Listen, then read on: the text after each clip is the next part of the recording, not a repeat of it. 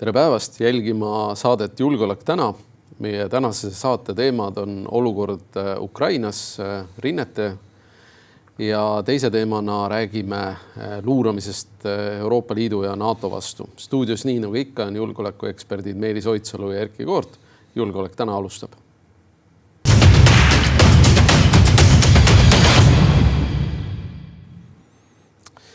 Nii, hakkame pihta saatega. Aeg on lühike, tavaliselt saab otsa, sest sa räägid ju nii palju. Püüan täna.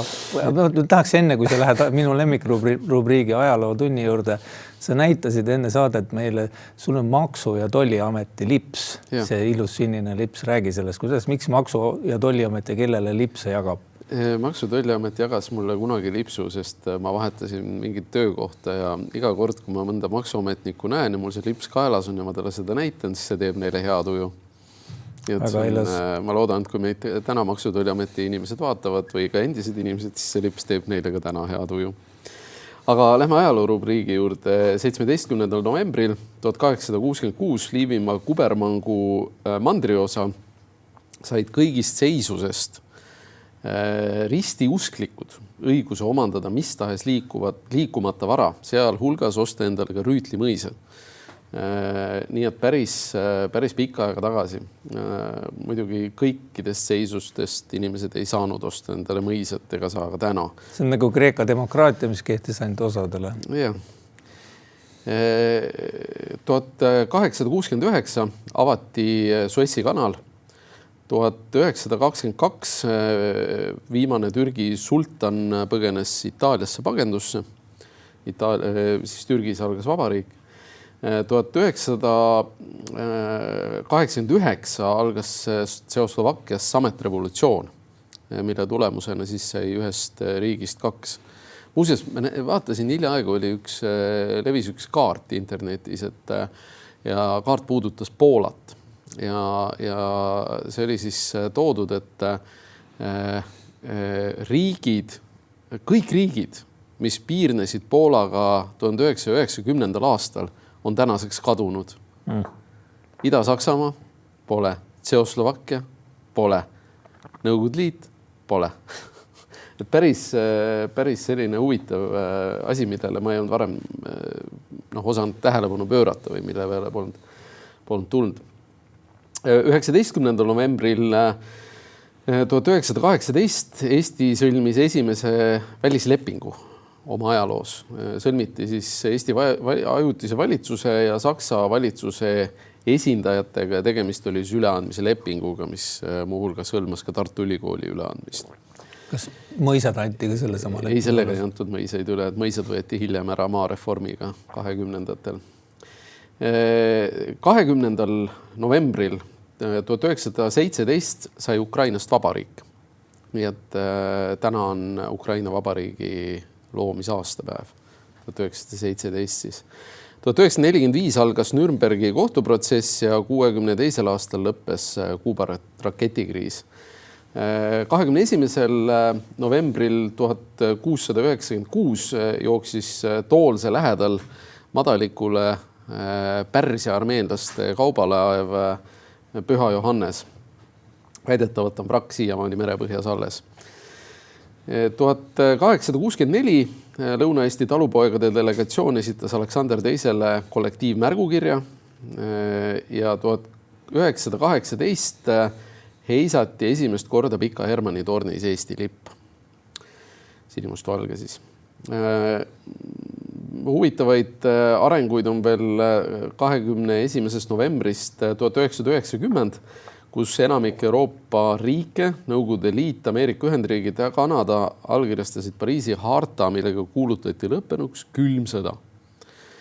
2002. aastal väga märgiline sündmus Eesti jaoks. Lisaks Eestile said ka Bulgaaria, Leedu, Läti, Rumeenia, Slovakkia ja Sloveenia kutse liitumaks NATO-ga. Sina mäletad seda 2002?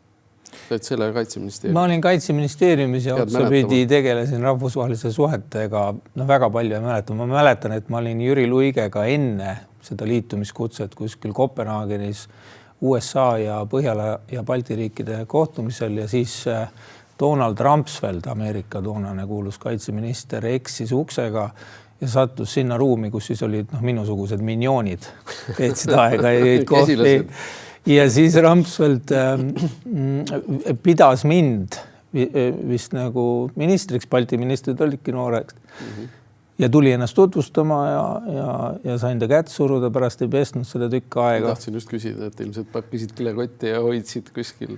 Et selliseid asju mäletan ja mäletan Jüri Luike veenmas nii Rumsfeldi kui teisi, et sellist võimaluse akent ei tule. Ja ma arvan just Luige suguste veenmus oli suuresti see, mis aitas ka USA-l otsuseid teha. Jaa. Suurepärane töö. Edetabeli juurde.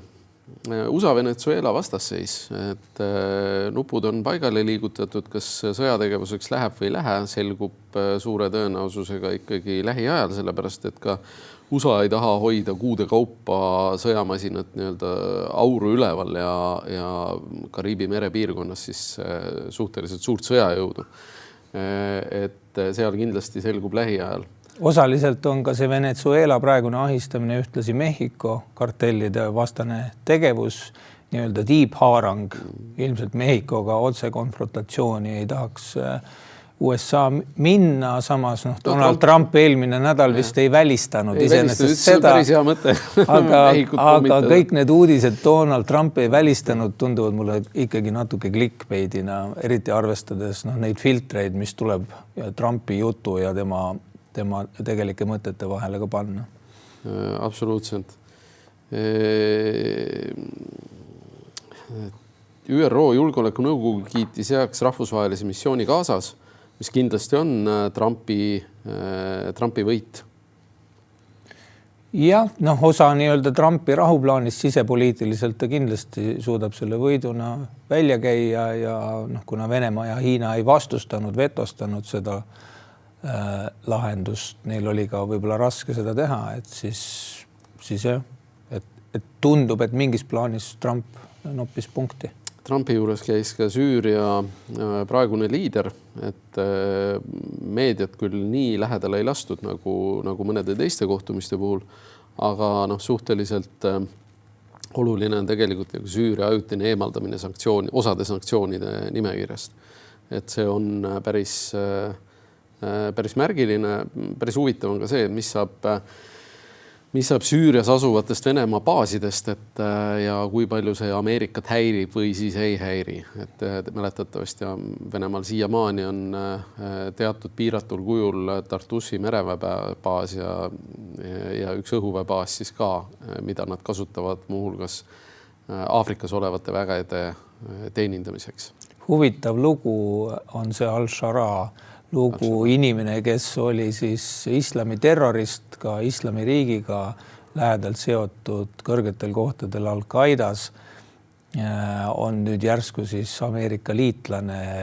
Ta muidugi koos Trumpiga lubas siis ka islamiriigi nii-öelda vastase koalitsiooniga liituda. Islamiriik enam ei ole, aga selline koalitsioon, mis islami äärmuslusega tegeleb endiselt alles. Itaalia kaitseminister tegi ettepaneku luua 5000 liikmeline uus üksus hübriidsõja vastu, mis ühendaks sõjaväelised ja tsiviiljõud. Et tegelikult see on päris suur väljakutse, et hübriidohtudega võitlemiseks arvatakse olevat kaitsevägi plaaster igale haavale. Tegelikult hübriidsete rünnete, mis on tegelikult sõjalised ründed tihtipeale. Mõte on ju see, et hoida konventsionaalse sõjaeelses faasis kogu see tegevus, et mitte minna avaliku konfrontatsiooni vägede vahel. Et tegelikult see sama tsiviilpoole kaasatus on siin ülioluline. Ja Itaaliale, võib-olla ka Prantsusmaal on lihtsam selliseid hübriidvägesid moodustada, sest neil on ka sandarmeeria ja karabinierid olemas, ehk siis sellised juba nii-öelda poolsõjaväelised politseilised üksused, mida saab siis võimestada. Lihtsalt Eestis on politseil kriisireserv, väga nagu halenaljakal kombel kriisireservi rahuajal kasutada ei saa, et eeldab kõrgendatud kaitsevalmidust. Et kui siin Riigikogule ka midagi asist soovitada riigikaitseraportite vorpimise asemel, mille seda eelviimast versiooni ma olen või nüüd kooskõlastusel olevat versiooni, lühendatud versiooni olen ka lugenud. Kahjuks on sealt enamus need asjad, millele mina tahtsin alla kirjutada, välja võetud. Sa pead kandideerima parlamenti ja tekst on muutunud veelgi poeetilisemaks, vähem isiklikumaks, aga et see vaatab nagu minevikku hetkel, kus meil tegelikult peame olema 100-ga, mitte ainult olevikus, vaid lähitulevikus ja mõtlema nii-öelda tagasi arvutama võimalikust, eks ole, agressioonist. See aeg, mis minimaalselt on vaja, et olla valmis ja siis pingutama muuhulgas ka regulatiivselt. Ja sinna alla käib ka hübriidohtudele vastamine, jõu kasutamise aluste andmine politseile, mis võimaldaks minna politseilisest tegevusest üle siis sandarmeerialikule, eks ole, terroristidega tegutsemisel. Me rääkisime Saatse-Saapa, eks ole, olukorrast. Täna mina olen uurinud, mina ei saa aru, kuidas me kavatseme neid nii-öelda rohelisi mehikesi esimese 3 tunni jooksul tõrjuda. Piirkonnas asuvate jahimeeste abiga. Ja politsei eelistaks ja peakski saama kriisireservi kasutada ka ilma selleta, et kaitsevalmidust kõrgendatakse, sellepärast, et tõenäoliselt hübriidrünnakud tulevadki võib-olla, ütleme, mitte venelase välimusega relvastatud isikute poolt, kes tulevad Venemaalt. Ütleme niimoodi, et hübriidründe läbiviimine on esiteks odav ja teiseks ta on ootamatu. Ta ei eelda mingit nähtavat pikaajalist valmistumist, mida eeldab konventsionaalseks konfliktiks valmistumine. Nii et selles suhtes on kindlasti ülioluline käia nagu nende ohtudega ka õigusruumi osas kaasas. Ja pilk ikkagi tulevikku ja lähitulevikku, et me oleks valmis paremini. Et sellist tegevust tahaks sellelt riigikaitsekomisjonilt ka. Praegu on lihtsalt, tundub, et on lihtsalt natukene kibestunud Läti Henrikud on käinud lähiajalugu ümber kirjutamas. Lisaks riigikaitsekomisjonile andis ka Sisekaitseakadeemia Sisejulgeoleku Instituut välja laiapindse riigikaitse raporti, et see on täna juba akadeemia kodulehelt elektrooniliselt kättesaadav, nii et võib tutvuda ja ma eeldan, et see saab sama palju tähelepanu kui riigikaitsekomisjoni raport. Jah, mina isegi oleks eeldanud, vaadates ka, kui palju häid raporteid on Sisekaitseakadeemia Sisejulgeoleku Instituut välja andnud. Ma tunnistan, et koort ei ole mulle maksnud selle väljaütlemise eest. Alati, kui ma neid loen, ma mõtlen, et see on tore, pragmaatiline, rakendatav, analüütiline pingutus. Et järgmine kord äkki, kui järgmine kord riigikaitse raport tuleb ja võiks tulla millalgi 5-6 aasta pärast uuesti, et äkki siis Sisekaitseakadeemia saaks teha selle, tulla analüütilise poole pealt appi ja teha nii-öelda natuke objektiivset uurimist. Et siukseid partnerlusi võib ka tulevikuks mõelda, kui konstruktiivne olla. Ja, ma arvan, et see on täiesti mõeldav. Lisaks Itaalia kaitseministri ettepanekule on teinud ka siis kaitsevaldkonna Euroopa Komisjoni volinik Kubilius ettepaneku Ukraina pataljoni paigutamiseks Leetu. Et tõsi vist küll peale sõja lõppu, sest pataljone vajatakse ka täna Ukrainas. See on huvitav uudis ja ilmselt ta mõtles, täpselt ei tea, aga ilmselt ta mõtles ikkagi tuleviku olukorda, kus Ukrainas enam sõda ei ole, et miks sa seda Ukraina sõjameest ikka muidu seal Leedus samal ajal hoiad, kui sa teda just välja ei õpeta. Aga siin on ka Läänemere riikidele laiemalt mõtlemise ruumi. Leedu seadusandlus täna ei võimalda iseenesest näiteks Ukraina sõjakogemusega ukrainlastel tulevikus Leedu kaitseoperatsioonis, Leedu kaitseväe sees osaleda. Läti tegi selle muudatuse ära. Eesti töötas väljatöötamiskavatsuse mullu, aga see hetkel seisab.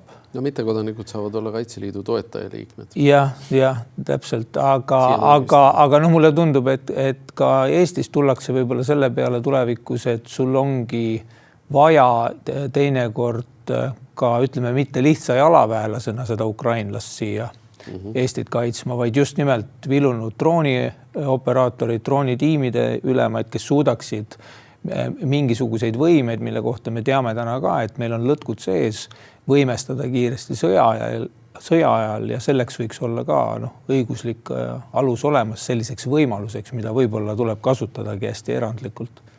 Järgmised 2 uudist on Jaapanist. Jaapan ja Saksamaa tihendavad strateegilist ja sõjalist julgeolekukoostööd, mis on tegelikult päris uskumatu, arvestades riikide teise maailmasõja aegset minevikku.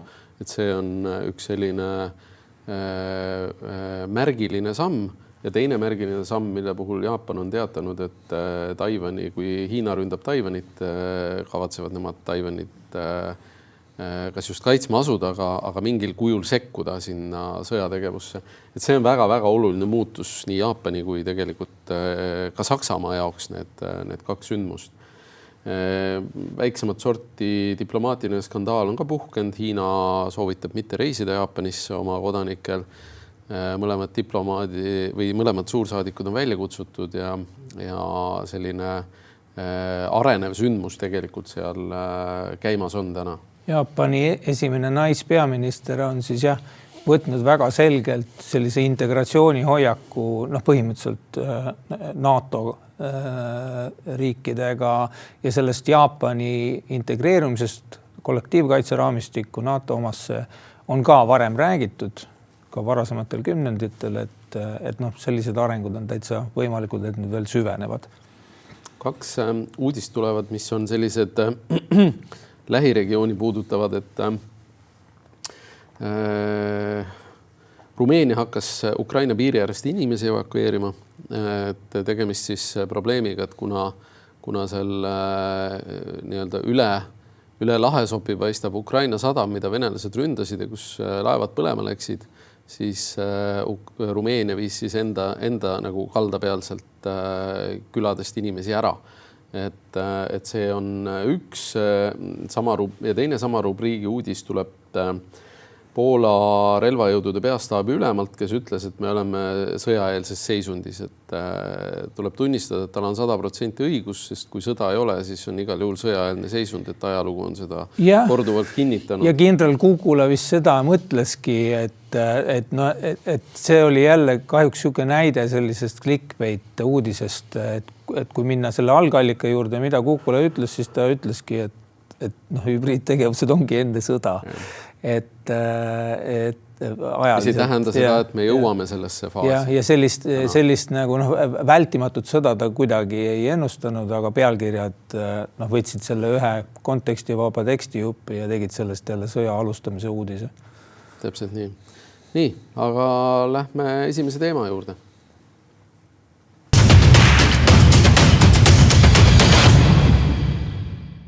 Meie esimene teema on siis sõda Ukrainas, et me ei ole sellest päris mõnda aega niimoodi eraldi fokusseeritult rääkinud, et me oleme seda mööda minnes puudutanud seoses läbirääkimiste ja igasuguste muude asjadega. Ja tegelikult, kui vaadata neid arenguid, siis maailma teiseks armeeks peetud sõjavägi ikkagi täna võitleb ruutmeetrite pärast väga suure pingutuse, väga suure ohvrite hinnaga. Teisest küljest on see, et Ukraina on olnud edukam, kui Venemaa doktriin näeb ette igal juhul territooriumi hõivamist, siis Ukraina, ütleme niimoodi, et nokibki vastast tema enda kodus, purustades tehaseid, purustades infrastruktuuri, hävitades sadamaid. Väga õnnestunud rünnak oli lõunapiirkonnas õhutõrjesüsteemide vastu, kus Venemaa uusimad õhutõrjesüsteemid S-400 Triumf pluss nende radarid hävitati. Väidetavalt seal oli küll 12 õhutõrjesüsteemi, millest hävitati 5, räägitakse kahjustusi, arvatakse, et said veel rohkemad. Aga minule üllatusena isegi seda on võrreldud lipulaev Moskva uputamisega Mustal merel 2022. aastal.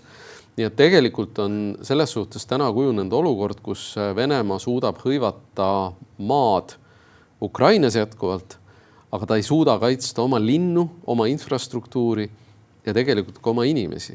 Et selline nagu mingisugune järjekordne märgiline, ma ei saa öelda murdepunkt on käes, aga mingi järgmine faas, kuhu me oleme jõudnud selle varsti juba 4-aastase sõja käigus. Järgmine faas on jõudnud kätte ka mingis sisedünaamikas Venemaal, et seal täna vahistatakse juba varem riigitruudeks peetud sõjablogijaid ja no, minnakse repressioonides üha järsemaks. No see on ka iseenesest indikaator, et seda lihtsalt inertsis niisugust asja ei tehta, vaid sellel on ka mingid põhjused. Et ju siis on vaja nägu päästa rohkem nii-öelda süütute verd valades, et see niimoodi diktaatorid mõtlevad ja niimoodi see nende häbimatemaatika käib. Ma olen varem ütelnud ja kordan seda üle, et see aasta on hea aasta, seda on väga veider öelda, just Ukraina vaatest hea aasta, seda on väga veider öelda, sest et sel aastal Venemaa teadupärast mitmekordistas oma õhurünnakuid, sellist nagu õhusõda pole enne nähtud ja üha rohkem ka Kiievist, eks ole, me kuuleme, muutunud on juba normaalseks ohvritega uudised, et ilmselgelt olukord mõnes mõttes on läinud sünkemaks ukrainlaste jaoks ka, aga esimest korda me näeme, et on mingisugune plaan, mis võib-olla teostudes toobki selle sõja lõpu natukene paremal moel kätte, kui oleks toonud, ütleme, väljast poolt peale surutud selline kunstlik vaherahu, mida kogu aeg rikutakse.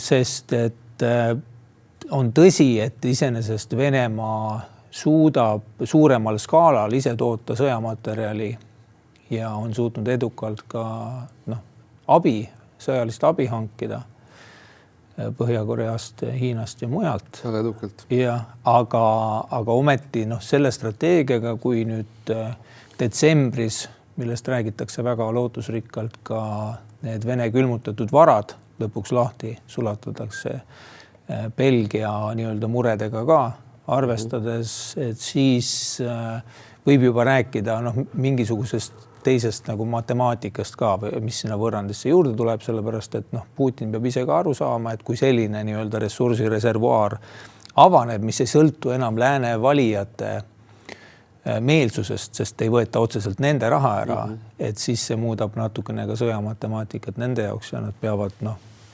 järgmisesse aastasse vaatama natuke teise pilguga juba arvestades ka nende majanduse raskusi.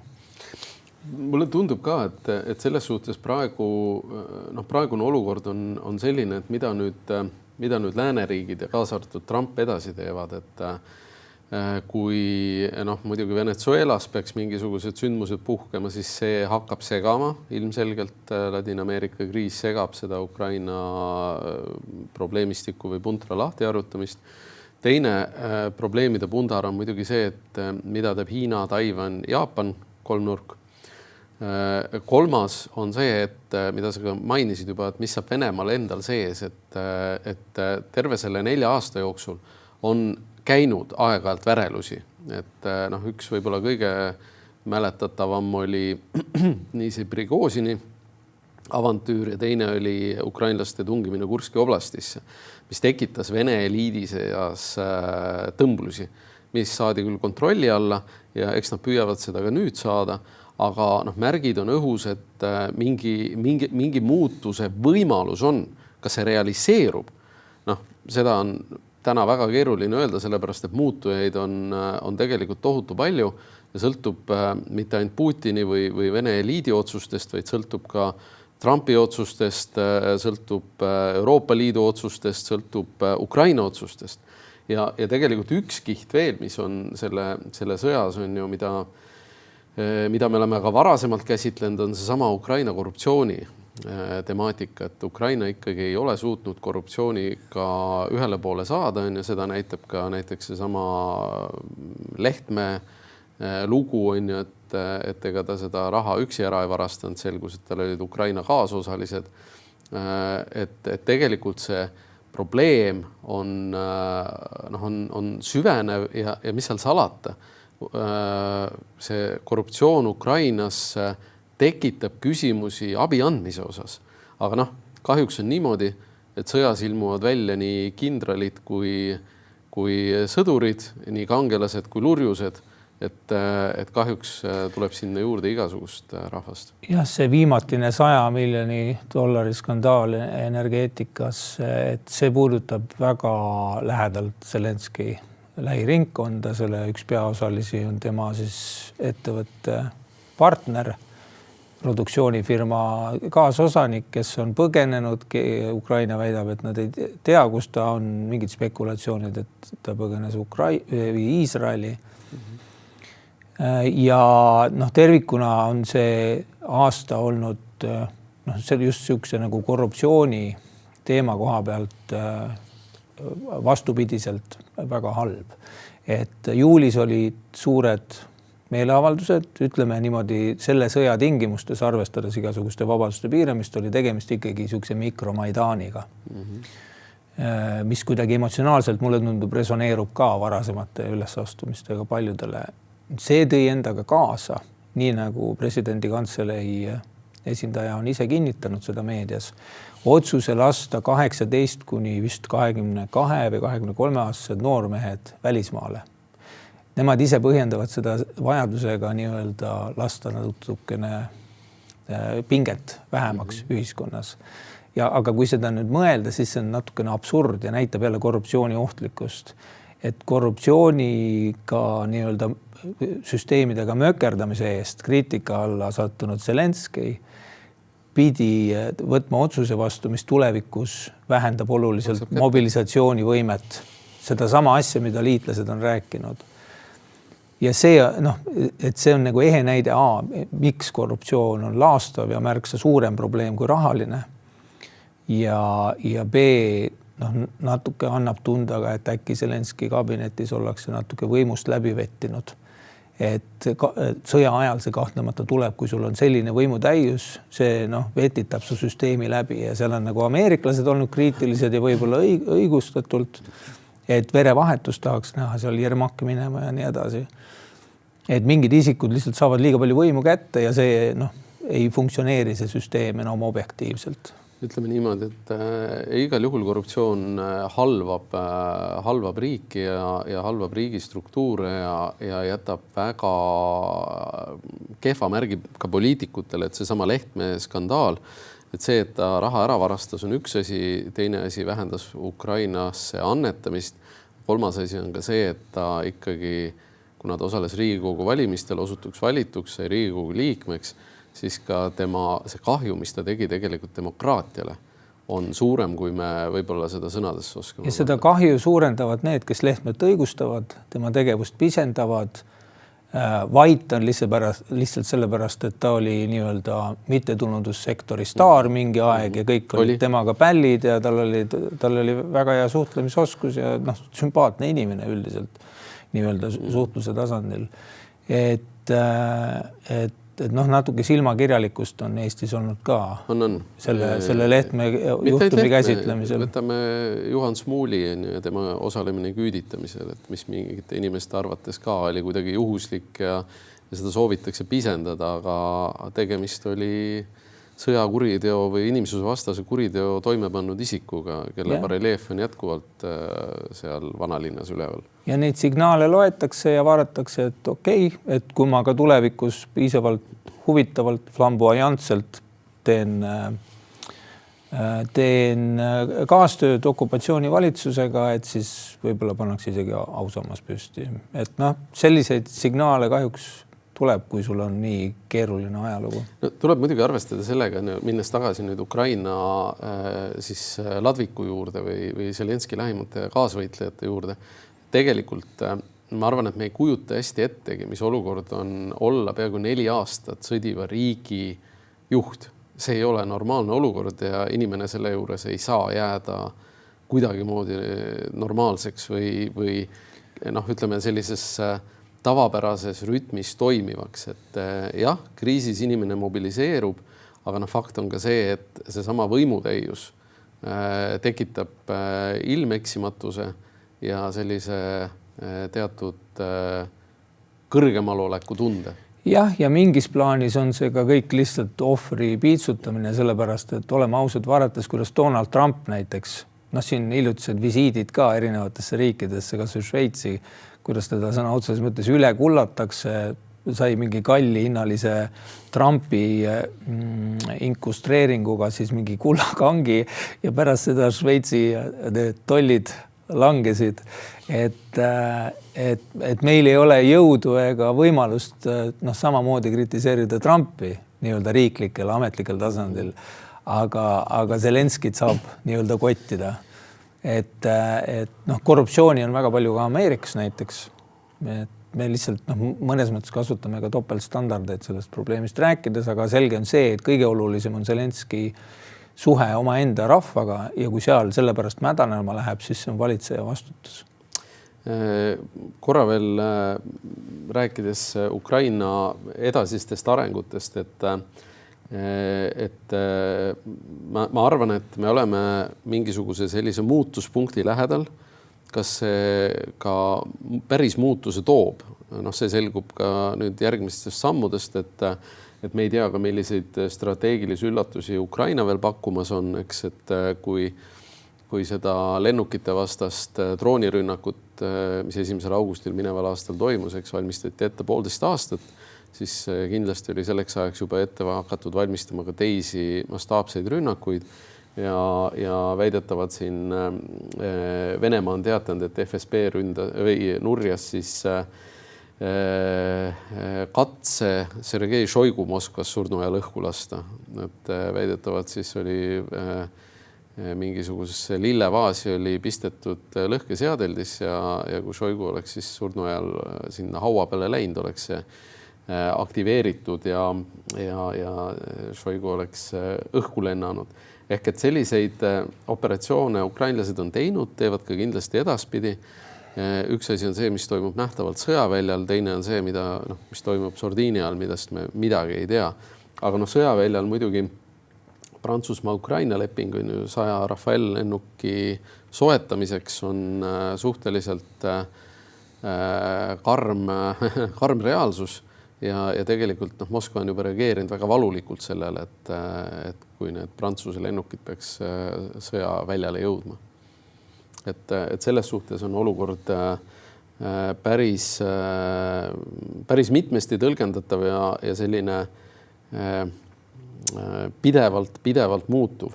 Mida siin hiljutisest näiteks Marco Rubio USA välisministri avaldusest välja võib lugeda, tema ütles, et ei ole märke sellest, et Venemaa tahaks rahu. Ehk siis me mäletame Zelenskiga kohtudes Trump, viimati nad kohtusid ÜRO selle supernädala, Super Bowli ajal, et see muutus, mis on USA administratsiooni retoorikas olnud, see on tegelikult praegu püsiv.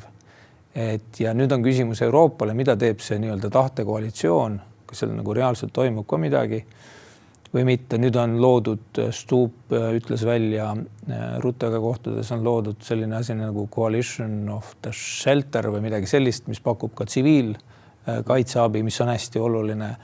Aga tervikuna küsimus on jätkuvalt nagu Euroopa nii-öelda algatuses initsiatiivis, sellepärast, et on mingid teooriad, et kui Euroopa näiteks nüüd initsiatiivi ja lükkaks raha käima, külmutatud raha kui ka veel abiraha peale, et siis tuleks Trump järgi.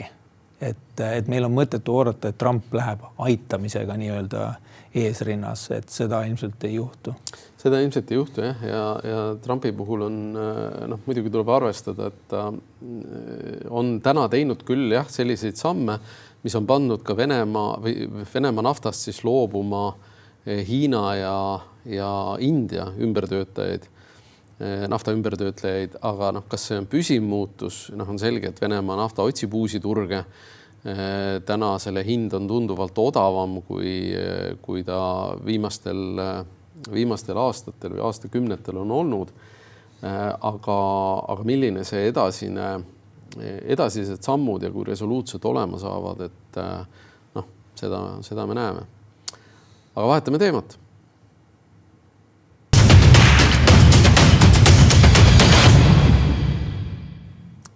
Nii, teise teemana räägime luuretegevusest, et Venemaa luuretegevus Euroopa Liidu ja NATO vastu pole hetkekski lakanud. Nagu me siin edetabelis rääkisime, et 21. novembril 1990 allkirjastati siis külma sõda lõpetav Pariisi harta, aga sellist lääne sellist uinumist, kus tegelikult luureasutusi kärbiti, vastuluureasutusi likvideeriti.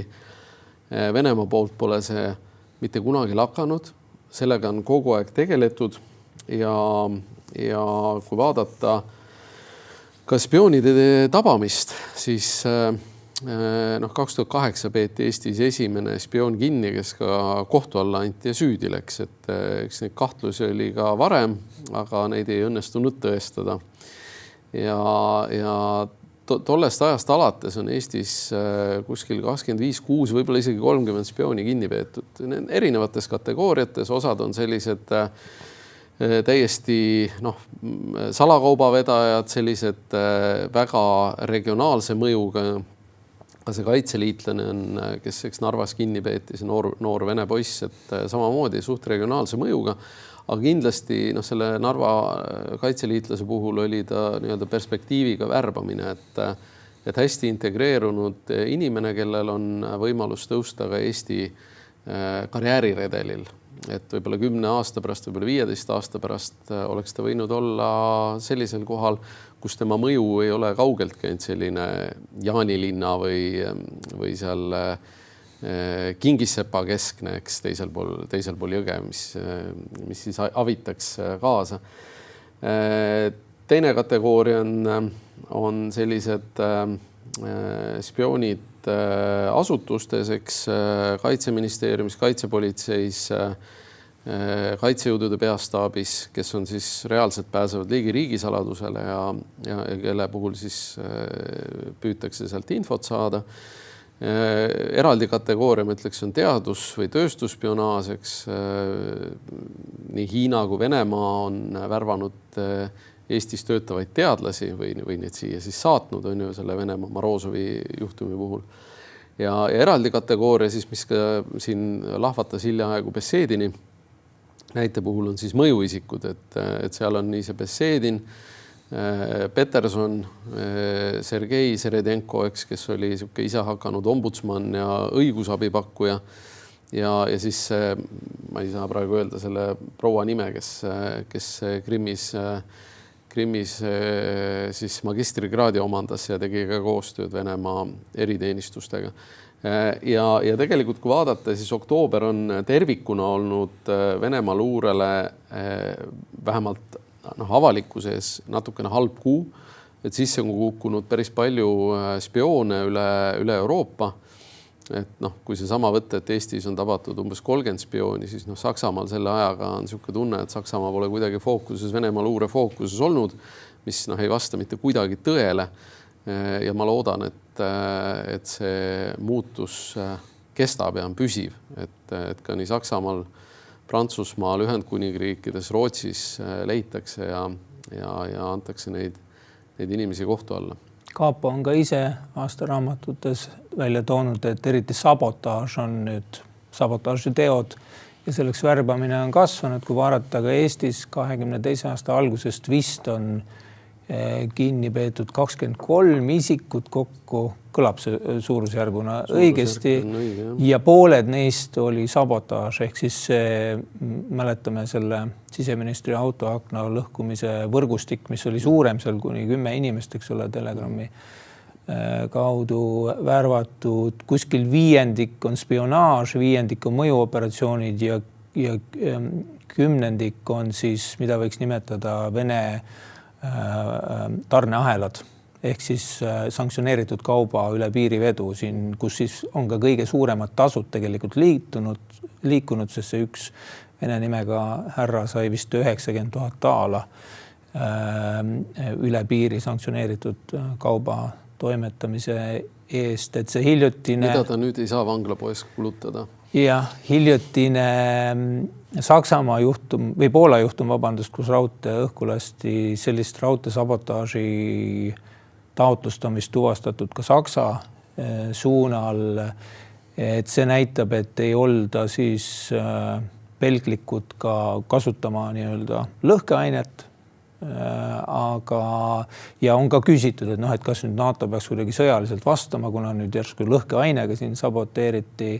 Mina väidan, et ma ei tea, mingisuguse suure kaubanduskeskuse põlema panemine on märksa suurem nii-öelda akt, märksa ohtlikum akt, et meil kipub olema see lõhkeaine fetiš ja läbi püssirohu fetiš peale tulema, et kõik, mis on püssirohuga tehtud, peab saama püssirohuga nagu vastatud sellele ka kuidagi. Et see hübriid... Seda on ju tehtud varemgi. Seda on tehtud ka varem, et mõnes mõttes ei ole tegu eskalatsiooniga, mõnes mõttes on lihtsalt selle eeldatud, ennustatud, eelhoiatatud kapo poolt ka, eks ole, arengute teostumisega.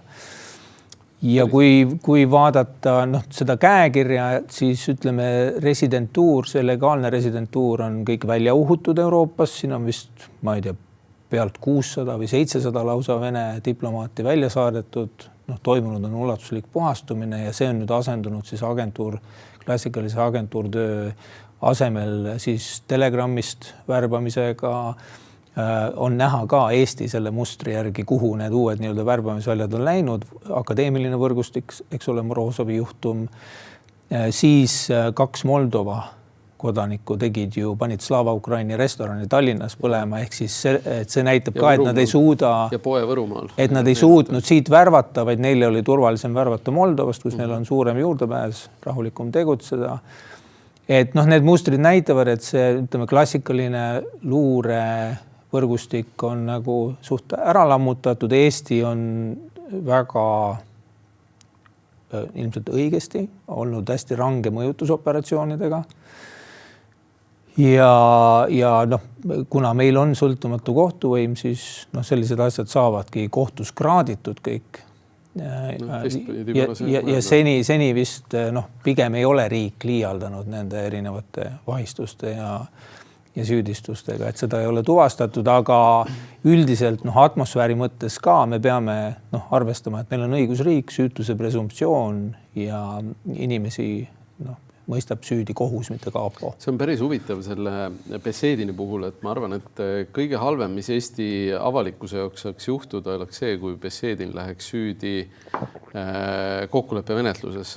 Sellepärast, et sellisel juhul avalikkus ei saaks teada nendest tõenditest, millest on kahju, sellepärast, et tegelikult kui vaadata ka praegu Tallinna linnavõimu, kus Keskerakond ja Isamaa siis koalitsiooni teevad, ma oleks küll Isamaa asemel mõõdukalt murelik, millised Besedini vestlused võivad kaitsepolitseil olla talletatud mõnede võib-olla tulevaste koalitsioonipartneritega.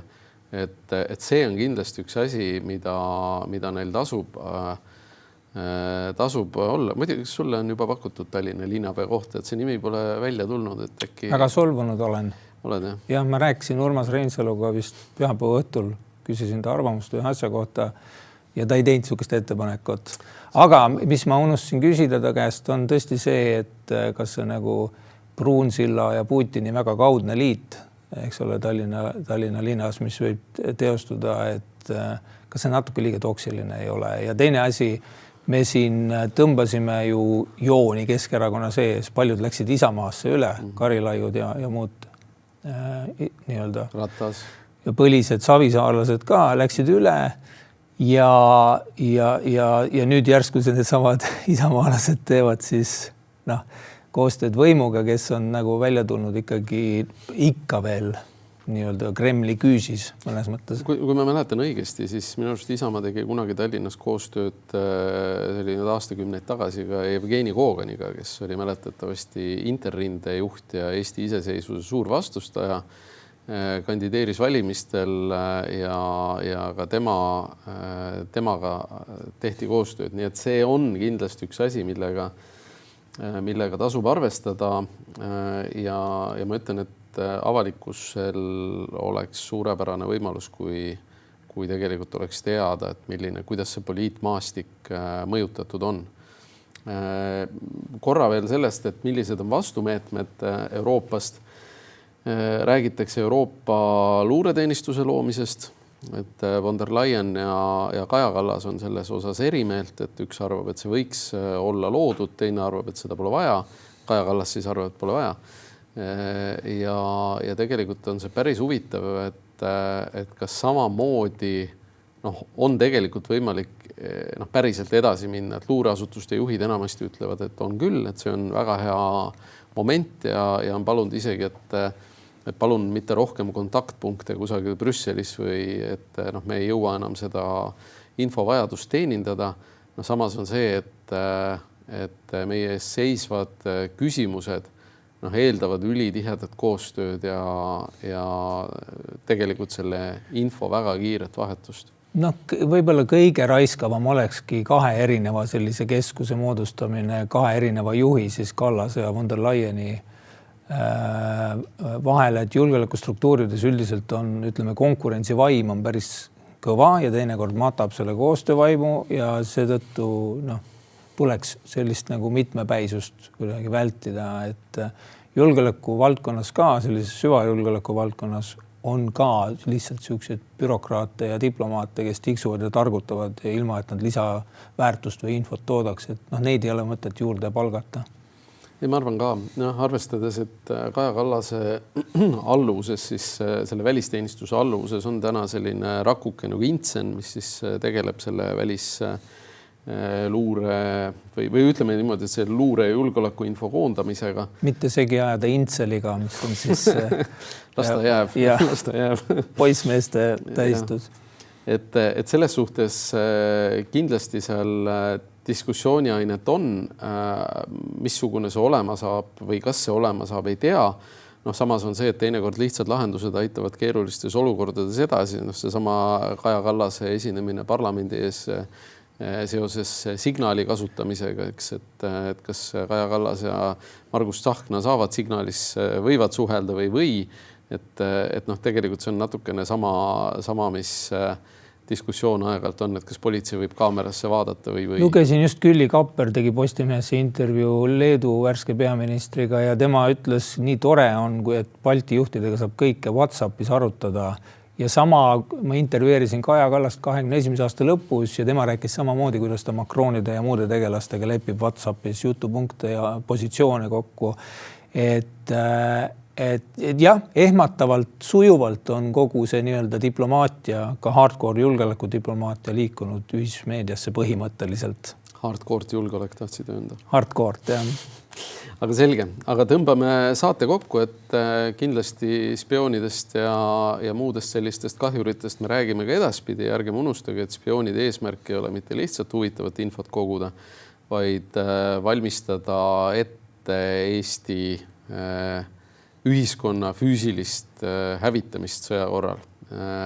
Et see on asi, mida tasub meeles hoida. Aga suur tänu meid jälgimast ja näeme jälle.